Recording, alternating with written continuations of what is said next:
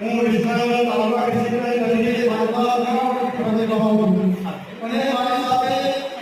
ઘણા મહિલા સચિવો છે મહિલા પ્રમુખ અને મહિલા